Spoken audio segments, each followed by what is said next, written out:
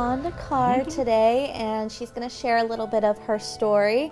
Jolanda, can you tell us a little bit what it was like prior to you making the decision that your kids needed to be in church? What was life like for you? Wow. I was, not proud to say, but I was little Miss Party Girl, hanging with my friends, going to the clubs, just doing what I wanted to do when I wanted to do it, just living a selfish lifestyle, pretty much. It was all about me, for the most part. Right, and then there was this point you told me that you like, I need at least my kids to be part of a good church. Yes. So you decided to send them to church, but something happened when you started sending them.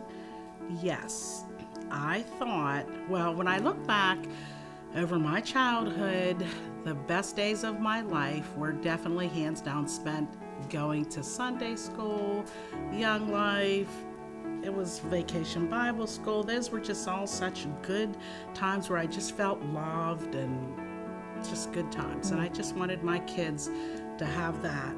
But I just wanted them to have it with somebody else while I could keep living my little selfish lifestyle and doing what I wanted to do. So I called myself finding a church, quote unquote, with a church van that could come and pick my kids up and take them to Sunday school and bring them home. And I could probably, maybe sleep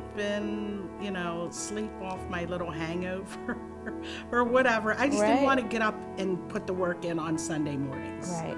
But I didn't want my children to miss out on that experience at the same time. So when I went to check out a church, the pastor prophesied to me. And he said, "Hey, you in the back." And I'm looking to the left, looking, who, me?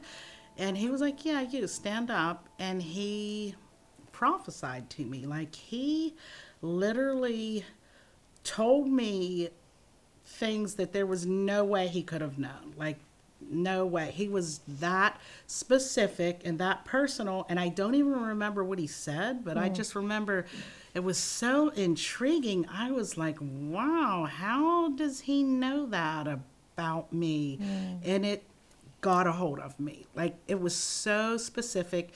And not only that, it was just so comforting. Like, what God had to say to me, like, I guess he just let me know that he knew me, knew where I was, and cared about my situation. That's probably what I took home from that. And it just intrigued me enough that I wanted to hear more. Like, I wanted to go back again. So the next Sunday, I went back again. And what the pastor was saying, he didn't prophesy specifically to me, but every word that came out of his mouth was like he was speaking directly to me. And I'm like, okay, like, how does he know this? And, it was just intriguing because it was so personal. It wasn't just a broad stroke, like, oh, you're, going to get healed, or, it just was not broad at all, even though that happens. And I get that, that's true. But it just was, he was speaking to the whole congregation, but he was speaking more personally to me.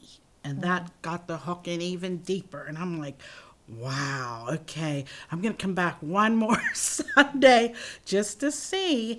And I did, and it just kept happening, like the Lord was speaking directly to me through the pastor so specifically. And it just was so specific and so comforting, and just such a feeling of peace. And it just drew me in. And the next thing I knew, I gave my life to Christ. And pretty much the rest is history. Like, once I started going on Sundays looking for a church for my kids, like, I never left. I kept going back, and it just kept getting better and better. And I love how that came about, because it's like you were doing it for your kids, but God was like, well, wait a minute, I'm going to pull you in too. He did. And he did it so gently and in such a God way that only God could do it. and brought you. He could do it. Right. And so what has come forth from this experience now that you were like, I want this and I want to be part of this walk with God? Well, as I said, whenever I look back over my childhood, how being in Sunday school were some of the best days of my life, and vacation Bible school and Young Life, and I used to volunteer at a Catholic daycare all summer long. I could not get my clothes on and shoes on fast enough in the morning to run up to this little Catholic daycare and just spend all day with the kids doing the flashcards, taking them for walks, reading them stories. And then once I did get saved, lo and behold, the Lord did give me my own daycare. And I called it Abba's House Family Child Care. And that means, Daddy's house in reference to God.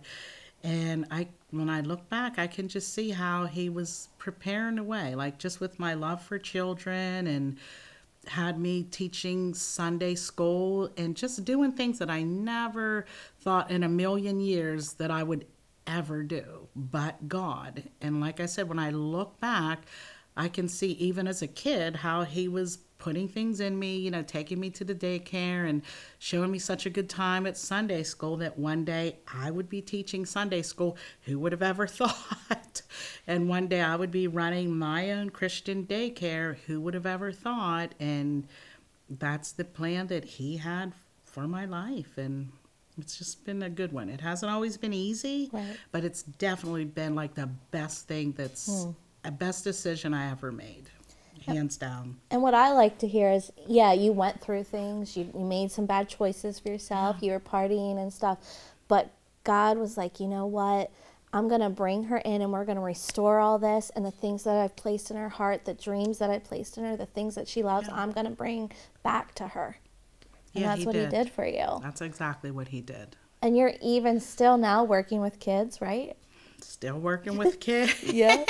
Getting ready to reopen my daycare because I relocated from Pittsburgh, because this all happened in Pittsburgh, I might add. I think I left out that important part. But yeah, I did close the Christian daycare in Pittsburgh, and I'm going to have my grand opening in September here. And it's been quite the journey, but it's definitely been a good one. And I can see God's hand in it every step of the way. Even when it wasn't so quote unquote easy, he was always there. Right. Always. Even in those hard times, those are the times we just grow, really, and just trust him more. And so what would you say has really helped you to trust and keep moving forward? Wow. I'm afraid to say, but it's been in those tough times. It really has. Right. It's been in the tough times when I could not see my way out. I could not get out of the situation by myself. I couldn't change the situation, but God. Like the times when I just least expected it, that's when he showed up. And he was always right on time. Never too early, never too late, but just right on time. Always. Yeah. And that's what he is. That's how he works. It's so, when I hear these stories, it's time after time you're seeing like God's faithfulness for us and just showing up right exactly when we need him. Right.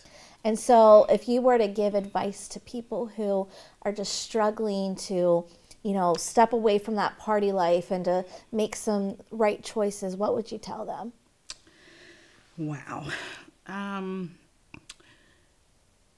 guess, like, quote unquote, sin is fun for a season. Like, it seemed like it was all fun and games and I was having a good time, but I really wasn't. Like, it just was boring. It just was a road to no end. It was just deception. It looked all good on the outside, but at the end of the day, at the end of the night, it just was like, yuck. It just didn't really do anything for me. It just was making me miserable, and it was a vicious cycle. But God, when God stepped in, it's like he just awakened something inside of me, and I couldn't get enough of him. If the church was open on Sunday, I was there. If the church was open on Wednesday, I was there. If it was open on Tuesday morning, Thursday night, I was there. And I just could not get enough of the Lord. And one thing, if you go after God, if you give him a chance, he always shows up in such a big, big way. Like, I remember losing my job or being laid off and getting denied unemployment. And I'm thinking, okay, what am I going to do? I've got 2 little boys to feed and a roof to put over their head. It's just me, Lord. You said you would never put too much on my plate or more on my plate than I can handle. This is too much for me. So, to make a long story short, that day, God did give me a job. I got a call and, got the job where I could it was a construction job. So I'm sitting watching them dump dirt, plow dirt for an hour, and then roll the dirt for an hour. And all this time, I had time to dig into his word. So that's where I spent reading God's word, once I got saved. And I would just sit for hours while they're dumping dirt for 2 hours and then smoothing it out with the dozer for 2 hours and then rolling it for 2 hours. I'm just reading God's word and soaking it up, and it just, it was wonderful. Yeah. And that was God's plan. That was him not just giving me a job, but a job where I could really dig into his word. I have no children screaming, Mom, give me this, Mom, that, Mom. It was just like me and the Lord. And I'm still, doing my job. I would get out of my car and take a couple tests once it was all dumped, plowed, and rolled. And the next couple hours, digging into the word. And then I would get out of my car and take a couple nuclear tests, and that was it. And yeah.